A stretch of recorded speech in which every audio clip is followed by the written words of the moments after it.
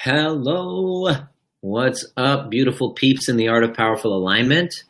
Going to give a moment for the people who, this is just kind of a spur of the moment live broadcast I wanted to share with you guys, but I wanted to give a few moments for people who found it interesting. If a little alert came on, you wanted to tune in because I've been getting question after question after question about somebody going through stress or anxiety faced with expansion, and people, whether it's family or whether it's coworkers, there is a paralyzing fear of not having their approval. What are they going to think of me?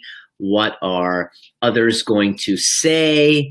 Am I worthy? I'm not enough. I'm not enough. I'm not enough. That little voice of the dark passengers is raging right now, and we don't know. I don't know what to do. What do I do?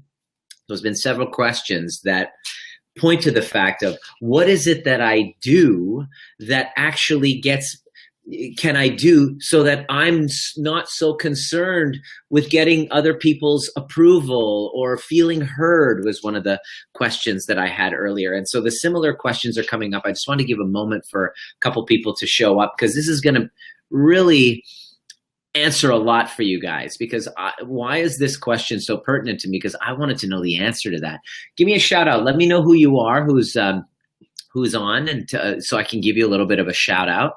And I love participation. It's like this little part of me that loves teaching. And so whenever there's a question that people ask or they private message me, I say, go ahead, ask the group, because this is going to really help a lot of people. Hey, what's up?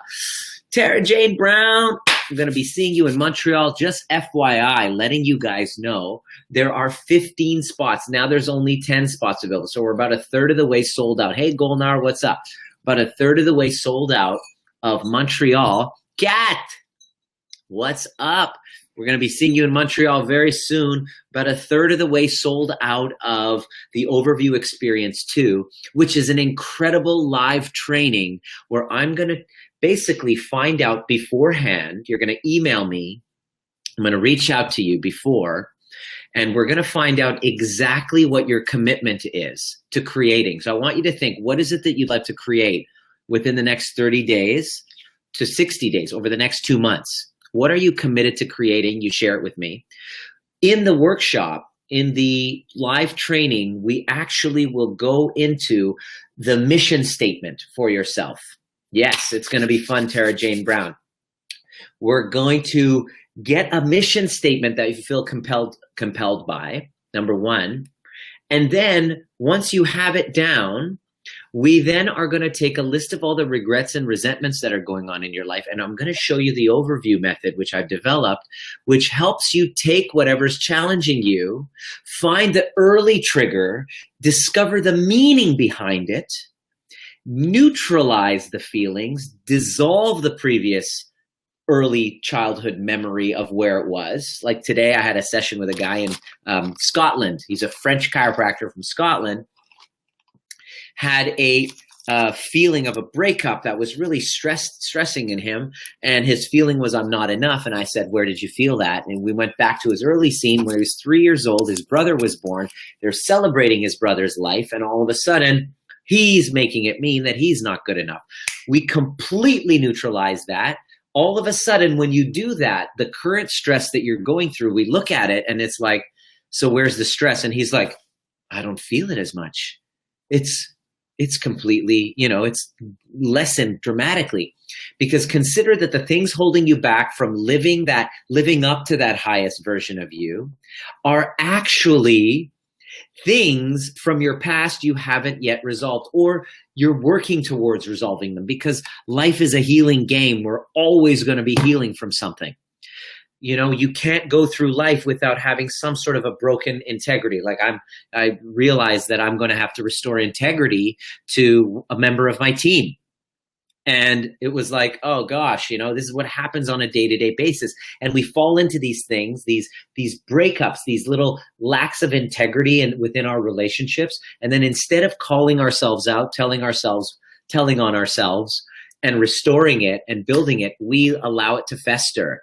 And then it builds and creates anxiety and depression, and it creates a wall between two people. And then that happens with enough people. All of a sudden, your life isn't working because your life is a series of your relationships. If I asked you, who is your life? What is your life all about? The answer is, my life is my relationships, family, friends, coworkers. I didn't really get that until very recent. I thought it was all about success, success, success, my success, my success. I put my head down to the ground, and it was all about my success. And guess what that did? That alienated friends, that alienated family, and the team that I worked with couldn't fucking stand working with me. No wonder, because I didn't give a shit about their possibilities and helping them make their dreams come true. It was a weird shift for me that happened. And I had to go through paralyzing suicidal depression in order to figure that shit out. That the way we interact and relate to other people is exactly what causes our life to either work or not work. But nobody taught us in school how to restore integrity with each other, how to call ourselves out and tell the truth, how to cope with resentment, how to communicate effectively, how to know who we really are. But we know geometry, we know about history. So I left it to myself to learn these tools for my own health and well-being. And I saw it was so useful that I wanted to share it with my patients. So I created these workshops, and these workshops started taking off. And I started realizing I love doing the workshops. I love teaching way more than I love dealing with back pain. So, hey, Deb, what's up? This is one of my good friends, Deb, who's also started off as a patient. I met Deb in a lunch and learn at the Maple Ridge City Hall, and she came up to me afterwards and says, "Can you help my husband and my son?" I'm like, "Yeah, I can." And then little did I know, within a short period of time, they welcomed me into their family. I was able to really bond and connect with her son, Liam, and her husband, Mike. And so it's just really cool. Hey, friend, what's going on, Deb? It's so good to have you here. Because right now we're talking about how to not give a shit about what people think of you. Like, look at me. I'm just wearing my hat. I'm hideous right now. Effie, I'll see you in a couple weeks in Montreal. Reach out to me. I got some cool stuff to share with you. But anyway, what I'm trying to share with you about this whole concept of not caring about what people think is the way we relate to other people impacts our life, our health, the way how much we make money, how much money we make, how our relationships go. I didn't have all I thought about and I did very well at this. I was like all about my success and my achievement. And when I went through that difficult, dark time when I didn't have my identity, I lost my identity that I built up, didn't have my chiropractic practice, didn't have, my clients. I had to put the brakes on building the overview side of the business. And all of a sudden I didn't have an identity. And I looked around, I'm like, holy shit, my relationships suck. So I just went on a warpath of really reconnecting with other human beings and learning how to listen, learning how to communicate, learning how to get in the world of another human being and really make a difference. Because I was good at doing a one-on-one and getting to the root of the matter and helping you see a breakthrough. But then I was gone to the next city. And so I created a program that helps people really not give a shit about what other people think and live according to their values and make a difference in other people's lives. Because let me tell you something, consider that your paralyzing fear about what other people think and say of you is blocking you from stepping up and making an actual difference in the lives of other people who need it. Because I look at my life right now, and when I reach out to somebody and they tell me what's happening, and I know exactly how to get them through, how to call them out, be honest with them, how to help them transform, that wasn't possible unless I had the guts in myself to step up and speak up and risk being rejected and risk being judged. Everybody who's watching has their judgment of me right now. What's he wearing? He looks like Justin Timberlake meets Al Qaeda. What the heck? What's with the beard? Is he gay? Is he not? Why is he wearing this shirt? Why is he wearing that? Like, everyone has an opinion, and that's what stops us from stepping up, because God forbid other people judge you the way you're judging others. So when I came to terms with all of that, and I really got that, I was able to be more powerful, more free, and more self-expressed. Not just for my sake. It's not just, hey, look at me. Hey, look, I'm so cool. Is that, no. I have a message. There's something that I really would love to share that's going to make a difference in the transformation of another human being in the realm of stress, anxiety, and depression. Why? Because we teach what we most want to learn. And I'm always challenging myself, pushing myself to the next level, and expansion brings with it uncertainty. Uncertainty brings with it anxiety. Anxiety brings with it self-judgment. Self-judgment brings with it depression, and all of that crap that you know what I'm talking about. Hey, Liam, what's up? You're taller than me now. Holy crap. Anyway, so how do you not give a shit?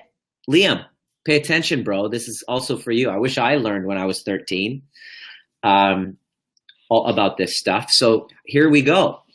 Consider, there was a question by Jemima, and I'm going to tag her in this and make sure that she listens. This is for you, but not just for you, but it's for everybody who's been asking me the last little while about this. This is really, really important. How do you not care? How do you get to the point of not caring? Well, consider that when you show up in a room, almost 15, holy crap. Yeah, it goes to show you, I've been dialed out for a while. When you show up in a room, at every given moment, you're choosing who you're being for every member of everyone in the room, including yourself. Most of us are disconnected from who we are and our mission and purpose. But if you are in Jemima's case, she was in a completely new hospital. She's wondering, do I belong? I don't know this. When you're in that space, ask yourself, who am I being? So when you're with your family or your coworkers or whatever, and you're in that really stressful, stuck state, look around when you were really frustrated, and that person, let's say that person's criticizing you. You have to understand, where were you positioning yourself? Who were you being? If you were being subordinate and fearing what other people think, then what happens is we fear criticism and challenge.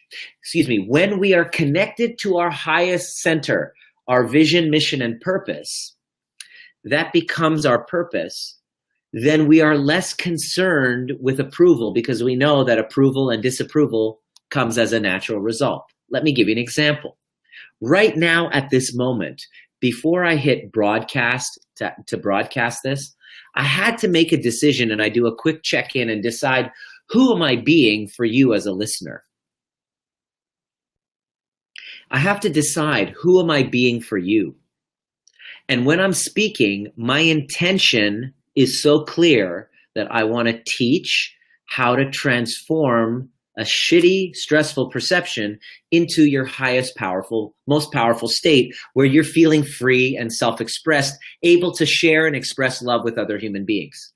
When you're being a subordinate, when you're being fearful, when you're in the being of lack of self-love, when you show up, who shows up is somebody who's not in the listening of another person and seeing how they can serve that other person.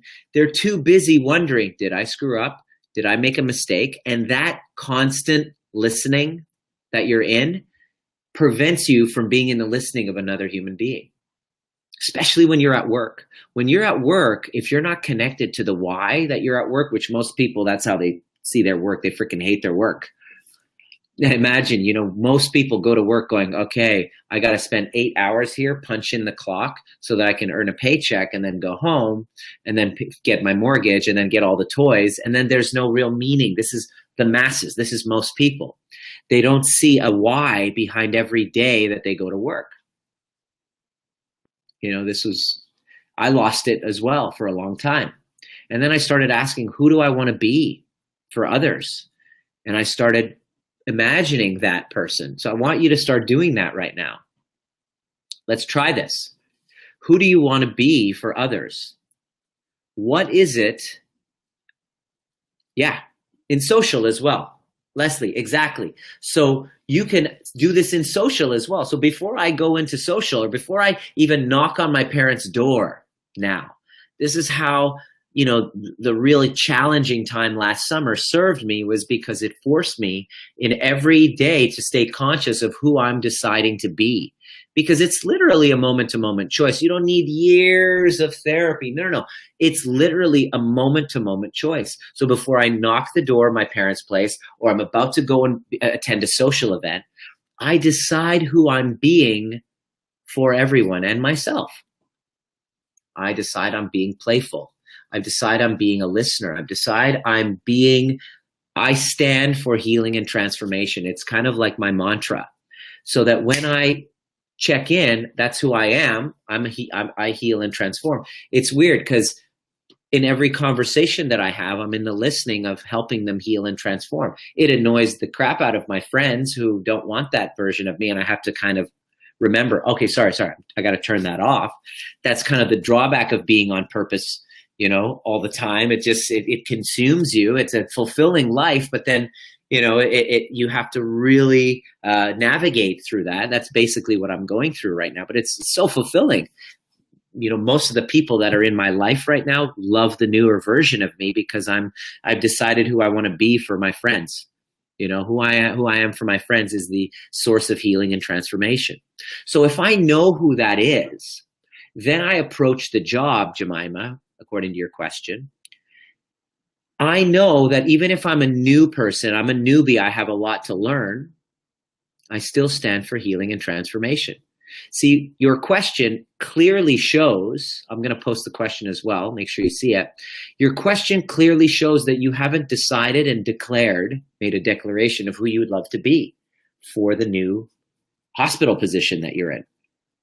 Without that knowing, without that tethering and connection to a vision or a mission greater than you, we become so lost, we don't know who we are. That moment is when we rely on outside voices to give us approval so that we can feel loved, so that we can feel that emptiness filled because we haven't been able to fill it within ourselves. So we need that approval. And when it comes in the form of criticism, oh shit, I can't take it. I can't take it no more. Make it stop. So we can't handle it. So rather than ask the question, what do I do to get over this? It's a fundamental issue. It's like a foundational issue. We can't solve a problem with the same level of thinking that created it.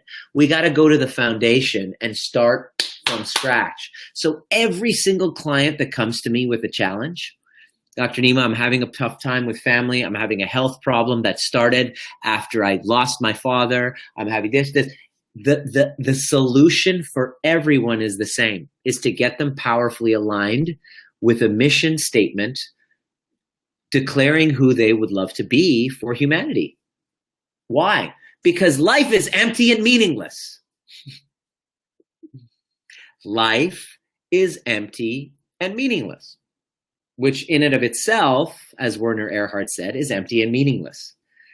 So that opens up a huge clearing space for us to then be responsible to create meaning. Because, hey, listen, I'm going to be here for 80 years on this planet. Well, maybe 40, 50 more, because I've lived most of it. And I look back and I go, yeah, there's certain things that I did that I'm like, okay, that worked. And then certain things that didn't work. And my life is now becoming all about restoring what was not working. And then as I do that, it's so fulfilling, so healing. I sleep better. I feel better. I feel more inspired to eat the right healthy foods.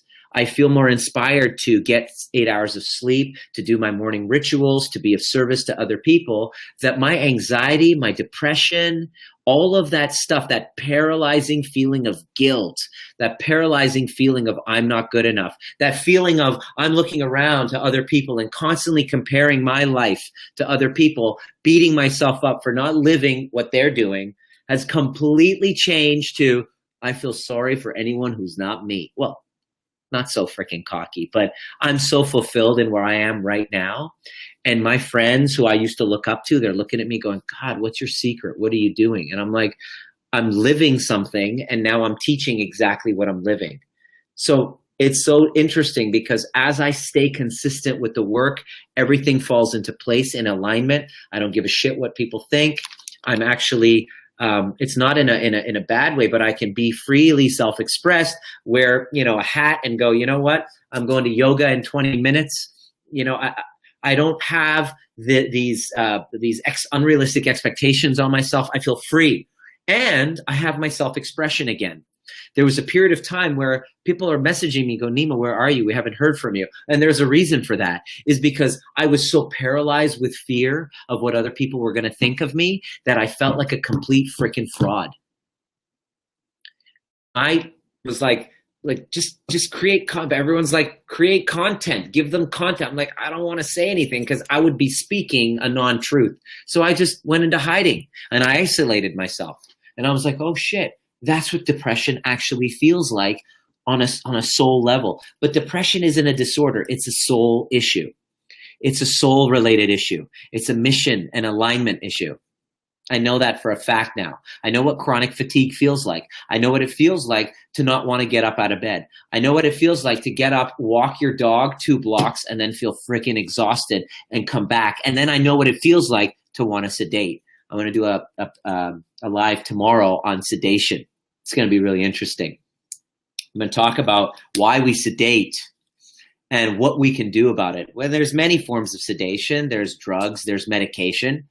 There is work that we do. There's gambling. There's hookers. There's, you know what I mean? There's sex. There's high risk behavior. Like, I hear it all. These are people who are reaching out to me. We're successful people who are making a lot of money and they're sabotaging themselves. I had one client who was sedating herself she's a super duper successful chiropractor making a big splash in the chiropractic profession. And she was, having a tough time. She was basically cutting herself, and she lost a lot of blood, and she calls me up the next day and goes, what the heck? Why did I do that? What's going on? And we did a clearing on it. And what an incredible transformation. It all had to do with caring about other people, traumas and resentments from the past that she hadn't yet resolved. We go through life and we stack on resentment. And if we don't have a regular clearing for it, it pollutes our way of being. It pollutes our mind. It's toxicity. It's like, how often do we do a detox? Sugar detox after, Christmas holidays. Many of you did juice fast, juice cleanse. What about an emotional one? That's probably the most important thing. How we relate to others is all how our emotions are, how we manage other people, the support, the challenge of other people. It's freaking crazy how we make ourselves sick over the approval of other people. And so when I discovered that, I was like, I can't keep this a secret. We need to create something for people who are really serious about taking action. Send me a private message if this is resonating to you. Is what I'm saying, share with me, is what I'm saying, striking a nerve? Is it resonating at all? Is this going over your head? You get what I'm saying here, is that how we need to make it our business. Really, that's what I needed too, girlfriend. Emotional detox. Hell yeah. That's what it is. So consider Montreal on Super Bowl weekend is not only an emotional detox, but a spiritual one, because we get into a community. We combine. Gemma, what's up? I've never met you before. Welcome to the group, my dear. So that's why the live trainings I got back into doing, because holy crap, it's a group of people. We do this incredible emotional detox. We get real. We see our dark passenger. Imagine your darkness, the shit part of you that you're trying to ignore, you're trying to run away from. Imagine looking at it and saying, hey, stop running. Let's look and let's appreciate her or him. Because you're not here to only love half yourself. You're here to love your whole self, even the darkness. And when you love your darkness, you are fucking unstoppable. My darkness, the part of me that I couldn't stand, the narcissistic, the part that loves attention, and the part that just has an ego, and I hated myself for it. I was judging myself for it. But then I look back and I see this amazing group, this amazing community. Hey, Carl, what's up? From Peru? Carl from Peru, one of my schoolmates at Canadian Memorial Chiropractic College, good friend and mentor, my bro. What was I saying? My darkness, those parts of me I couldn't stand. But guess what I realized? If it wasn't for my narcissistic, egotistical, attention-seeking darkness, shadow part that I can't stand, I wouldn't have had the guts to step up and create something massive and go across the world with my blinders on, with no certainty, not knowing anyone but me in a briefcase, and within 1 year having 15 freaking facilitators wanting to come and learn, fly from all over the world, from Australia and from Spain, from the United States, Eastern Canada, come to Vancouver last year and want to learn this method so that they can then go on to make a difference in other people's lives. If I didn't think that I was hot shit and have that darkness part of me, I wouldn't have even had the courage to step up past imposter syndrome, that little voice in our heads that says, you're not good enough. You're not worthy of love. Who are you? You're just a piece of shit. Just like your dad used to say. You know, I'm not saying that my dad said that. I'm just saying these are the voices that come up. Maybe you can relate to them. But in order to transgress that, I need to have an inflated ego. So in other words, and then by the way, these people are now helping other people, making a difference in other people's lives, have expanded, gotten married when they were single, broke, and all of a sudden they're now in a completely different place because I had the courage to step up. But thanks to my shadow, thanks to my darkness. If I don't love my darkness and I don't call myself out on it and just, whip it out for everybody to see, then I'm worried, oh no, maybe you're going to think I'm cocky and arrogant. Maybe who am I to speak up? Too late. I already got myself on that one. So I don't care about the backlash if you don't agree with what I'm saying. That's how you can be. You can be completely unstoppable. When you have nothing to hide, you are the most powerful mofo in that room. That's accessible to anyone if you're willing to go and get real and tell the truth. My client today, he saw the truth. He was like, crap, shit. He has a French accent. Oh, shit, my girlfriend was right. Shit. It was so painful for him to admit that everything he was resenting in her over the last year, he called himself out. And when you call yourself out and get vulnerable and share where you've been inauthentic, that's the most vulnerable, the most powerful, the most unstoppable you can be. And I just love teaching people how to get authentic, because your wisdom and your ability to get authentic when you've fallen out will be one of the largest determining factors in your weight loss, your health, how good you look, how great you feel. If you're connected to a mission and a purpose, it's all dependent on you connecting with that inner voice, that mission. But the only way that you can do that is through strategic feedback. Strategic feedback, not just from, your family, friends, people whose opinions you truly care about, who have the highest version of you in mind, and who are not going to let you settle for anything less, and are going to hold you accountable to that highest version of yourself according to your mission and purpose. Not to what you should, but what you truly are committed to. So hopefully that was of service. Is that useful to you guys? Is there anything you guys have? A live Q&A right now here in beautiful Vancouver. I got 15 minutes for my yoga class, and late night, Friday night yoga. Nothing like it. Hot yoga in a cold winter day. Anything else you guys would love to know? If you have a question, please send me a private message. I have a live training that I recorded on the 5 critical shifts you need to make when you're going through a transition and you're anxious. Oh God, don't forget my laptop on the plane. Yeah, I know. That's 2 laptops that I've lost within a 12-month period. Yeah, exactly. I'm aware of her, but definitely embraced her. Guess time we dance. That's probably why those feelings of shame, guilt, not being good enough keep creeping in. Exactly.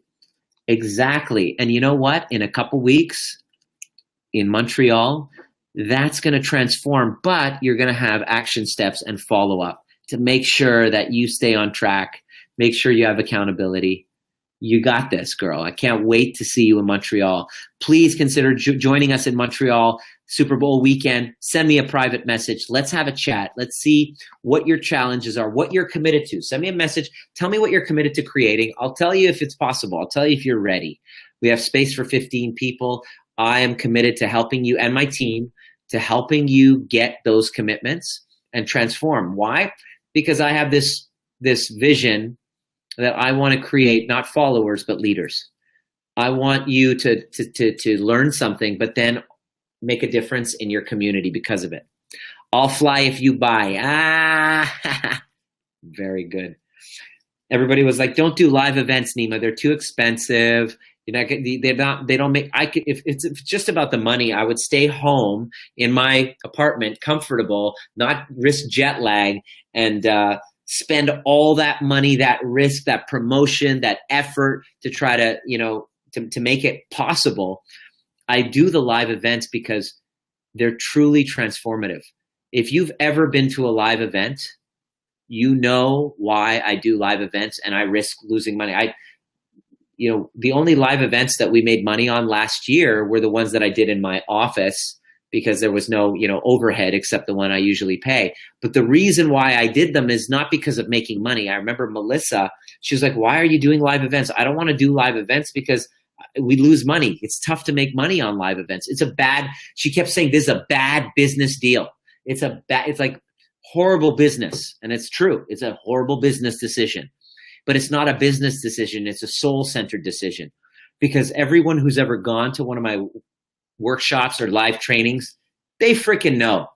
They know that we work our butts off to make sure you push to the next level, and they're transformative. And it's community. It's about investing in taking a weekend where there's no distractions and we dedicate ourselves to creating the highest versions of ourselves. So those of you who've already registered, we're like already a couple weeks away and we're, getting to this, we're about halfway sold out. So I'm super stoked. Please send me a message and let's see how we can make it possible for you to join us.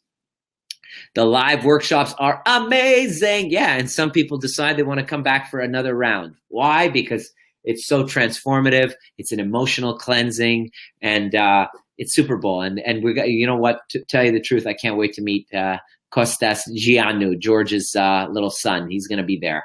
So it's going to be quite an incredible event. It's going to be family. You're going to join a family, and you're going to learn a tool which you'll be able to reproduce and use on yourself as a form of meditation moving forward. So yeah, there's a lot. Those of you who've been to a live event, this is completely different. I'm completely different. I've learned so many new things. I'm going to be adding that in. If you're curious, you can't attend that live event, but you really want to clear this problem and it's becoming a 10, a priority. It's like 10. And you can't live with it anymore. It's something that you needed changed yesterday. This whole concept of caring so much, it's impacted your life that you're missing out on opportunity. Come see me. Send me a private message. ROI is on the back end. Absolutely. The return of investment is totally on the back end because months, years later, you get that connection, and it's so true. You're right. Carl, I know you do seminars and sessions. Why don't you consider come joining us in Montreal, brother? We would love to have your energy. Come from the summer to the Arctic winter just to get a taste of what life was like. And then you can go back to Peru. But get your butt over there, bro, in a few weeks. Listen, take all your excuses, throw them out the window, and get your ass to Montreal, Carl. It would be great to see you and have you contribute to a space of conscious-seeking individuals. I would love to see that. Are there any other questions before I hit my yoga class?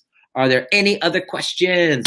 This has been fun. Keep the questions coming. Jemima Henderson, thank you so much for your question. Carl, I'm not freaking kidding, bro. Bro, whatever excuses you got, throw them out the window. Time, money, whatever, BS. Put the kid, you have sitters, you got the dogs. Doesn't matter. Get your butt to Montreal, and we would love to see you. I'm not kidding. I'd love to see you and have you be part of this. You're perfect for this kind of stuff. It would be great to see you again. I'll get you a Montreal smoked meat sandwich from Schwartz's Deli, baby. Schwartz's, baby. Make it happen. It would be great to see you again, bro.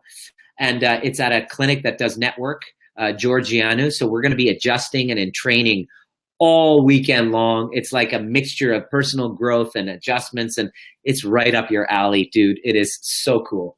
And yeah, so I would love to have you guys join. How great would it be to be part of that? But let me know. I have in the comment section, please send me a private message if you have a question, and I would love to be of service and see if I can answer it to you. But hopefully that answered it about what do I do about disapproval of others? Means you're not connected to a vision, mission, and purpose greater than yourself. George, he's a good peeps, good peeps. You guys are both good peeps. So that little voice in your head, consider you've already decided that you're coming, and then everything that as excuses, all of your ego show up to try to resist. But inside, you've already decided. Go with that. Go with whatever your gut says. If you have to talk yourself out of it, your higher self has already decided that you are wanting to do it. If you have to talk yourself into it, your higher self has already decided not to do it. So go with what your higher self says, and hopefully we see you there if your higher self really encourages you to do so. So give me a shout out. Let me know where you're tuning in from, just so that I can know where you guys are. This is an amazing global movement that's really taken a life of its own, and it's grown, it's expanded. I have a team of 5, 6, 7 growing people that are helping transform humanity, body, mind, and life. So hopefully that was of use to you guys, and I will see you at the next perfect time for my next live broadcast. Shoot me a private message or ask a question, and I will answer it at the next perfect time. Peace out.